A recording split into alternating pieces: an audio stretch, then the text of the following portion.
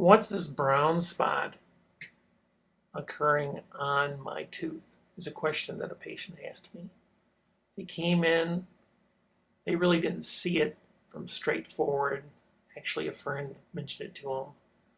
And when I blow air on it, you can see the white decalcification behind the brown spot. And they were hoping that it was something very small and insignificant. And we take a mouth mirror and look on the other side, and you can see the white decalcification. And this is really fairly good size. So we got the patient in and got them numbed up so that they wouldn't feel any discomfort. And went ahead and did a tooth colored filling to match that area. So we take the drill and remove very gently part of the tooth, and you'll see the white decalcification that we're removing, and then the brown area. Brown area actually is soft decay. We'll take an instrument here shortly, and you'll see how when we take the little spoon excavator, it peels the decay right out. So there's a close-up of the tooth. You can see the white decalcification between the enamel and the tooth as well. And we continue to remove the decay. It's very soft. Teeth are supposed to be hard, not soft. So go ahead and remove the decay.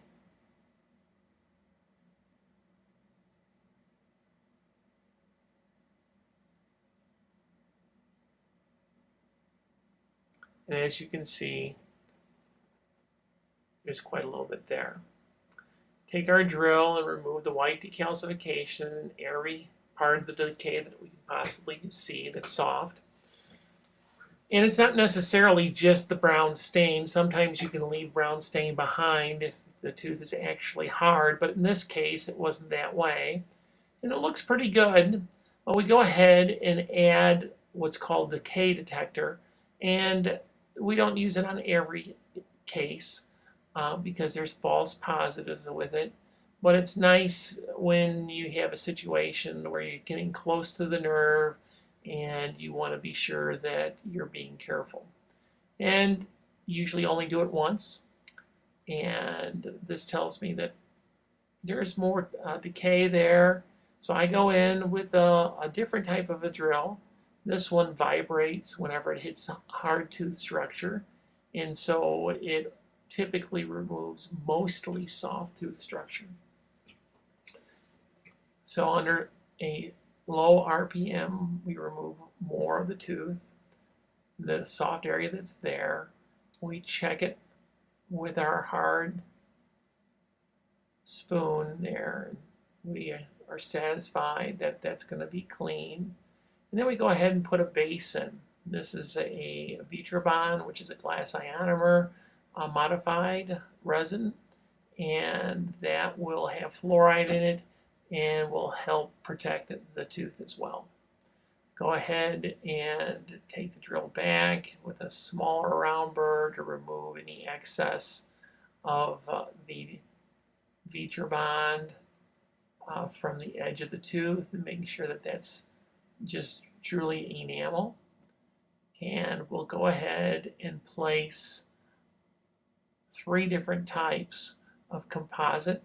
One's going to be a hybrid for chewing on the back of the tooth. The next is going to be a microfill. And when we're getting this started, you notice that there was bleeding, so we used a little cord there to push the gum tissue back and to stop the bleeding.